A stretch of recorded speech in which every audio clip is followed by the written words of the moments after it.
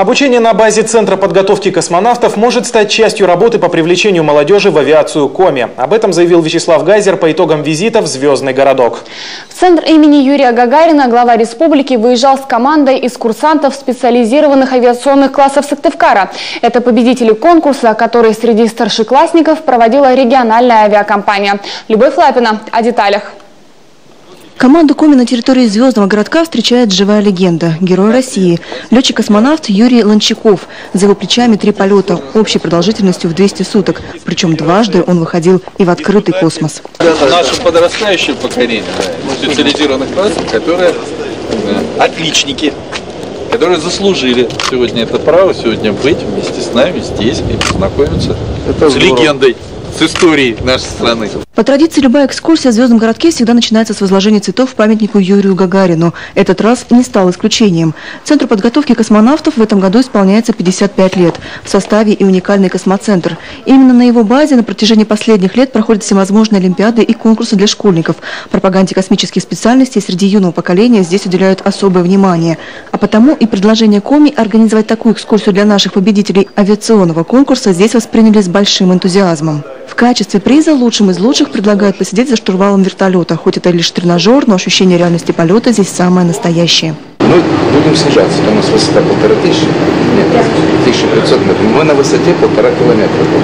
Все, вот поставили угол снижения и держим. Не надо все время отдавать руки. Вот просто обозначили угол снижения и все, и замерли. После удачного приземления на Землю под чутким руководством инструктора продолжение экскурсии. На пути следования орбитальная станция «Мир», базовый блок, жилой модуль. В свое время именно он был запущен первым, и уже после в процессе сборки к нему пристыковались еще 5. На орбите модуль пролетал целых 15 лет. На Земле в его точной копии в этом месте проходила подготовка экипажей. Специалисты отмечают, сымитировать можно было любую нештатную ситуацию. Впрочем, помимо собственно прототипов, рядом представлены и вполне реальные аппараты, бывавшие некогда в невесомости. Реальный спускаемый аппарат, который был в космосе. Но на самом деле он черный весь. А вот и настоящие скафандры, которые используются для выхода в открытый космос. Самой изюминкой является система обезвешивания. Вот видите, вот скафандр 100 килограмм весит, плюс, допустим, космонавт 60-80 килограмм. Да? Когда включены все системы, он может перемещаться в горизонтали вертикальном канале за счет мышечных усилий, как невесомости. У ребят, будущих летчиков, от увиденного горят глаза. Мало кто из них ранее помышлял вживую соприкоснуться с космической Одиссеей. Вот и Сергей Макарицов чувствуется, с легким сожалением в голосе говорит: пусть в астронавты ему и не попасть, но ведь есть хорошая альтернатива – авиация. Я, скорее всего, для космоса не так хорошо подготовлен. Ну, может быть, здоровье чуть-чуть не позволяет. Ну, летные, да, летные, это по мне так, я думаю. Конечно, я изначально не думал, что свяжу свою жизнь с авиацией. Ну, получилось, и я рад. Живой блеск в глазах старшеклассников – лучшее подтверждение правильности того пути, что избрала для себя республика. Профориентационная деятельность сегодня должна быть в приоритете. Я рад, что у нас сложилось сегодняшнее мероприятие. Очень рад, что ребятам понравилось. Это действительно очень значимое событие в жизни, нисколько в этом не сомневаюсь.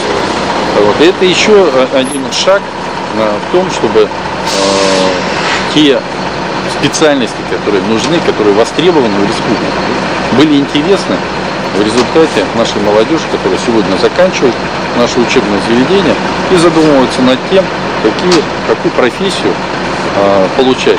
О том, что такой вид работы с молодежью нужно продолжать, по итогам встречи говорит и герой России Юрий Ланчаков. Сегодня пропаганде космических и авиационных специальностей Центр уделяет много внимания, и это дает свои результаты. Если раньше, например, лет 8 назад, 10, я выступал перед детишками и говорил, ну, кто кем хочет стать, или кто хочет стать, может, летчиком, космонавтом, потому что я сам пришел с морской авиации.